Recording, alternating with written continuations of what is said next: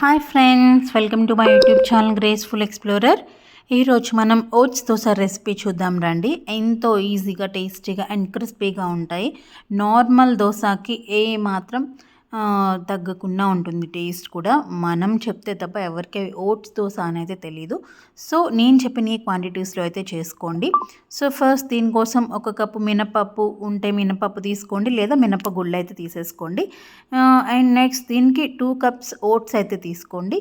ఒక small table spoon మెంతులు and ఒక టూ టేబుల్ స్పూన్స్ అయితే పచ్చిశనగపప్పు తీసుకోండి. పచ్చిశనగపప్పు వేయడం వల్ల దోశ అనేది మంచిగా క్రిస్పీగా కలర్ఫుల్గా వస్తుంది. సో వీటిని చక్కగా నీట్గా వాష్ చేసేసుకుని ఒక 3 to 4 hours అయితే సోక్ చేసేసుకుందాం. అంతకంటే ఎక్కువ అవసరం ఉండదు, మంచిగా సోక్ అయిపోతాయి 3 to 4 hours. అండ్ ఇలా సోక్ అయిన తర్వాత మిక్సీ జార్లో వేసేసుకుని మంచిగా దోశ బ్యాటర్ కన్సిస్టెన్సీలో మనం అయితే గ్రైండ్ చేసేసుకుందాము. చూసారు కదా, పిండి అనేది ఎంత మంచిగా గ్రైండ్ అయిపోయిందో. ఎక్కువసేపు గ్రైండ్ చేయాల్సిన అవసరం కూడా ఉండదు, చాలా టేస్టీగా ఉంటుంది.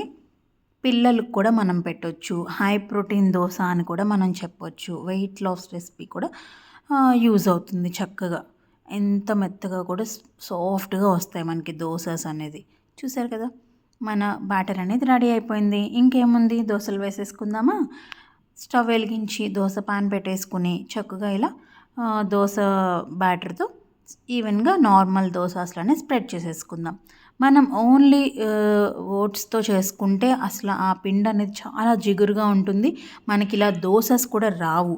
ఇలా మినప్పప్పు కలిపి ట్రై చేయండి, ఎంతో టేస్టీగా క్రిస్పీగా నార్మల్ దోశస్లానే వస్తాయి. అండ్ మినప్పప్పు ప్రోటీనే కాబట్టి మనకి వెయిట్ లాస్కి కూడా యూజ్ అవుతుంది. హై ప్రోటీన్ బ్రేక్ఫాస్ట్ అని కూడా చెప్పొచ్చు.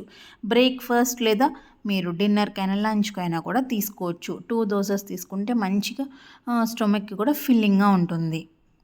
చూసారు కదా, మన దోసెస్ అయితే ఎంత చక్కగా వచ్చేసాయో. మీరెప్పుడు ఈ రెసిపీ ట్రై చేయకపోతే డెఫినెట్గా ట్రై చేయండి, ఎంతో టేస్టీగా ఉంటుంది. నేను దీన్ని పల్లి చట్నీతో పేరప్ చేశాను. Thank you for watching. Please like and subscribe to my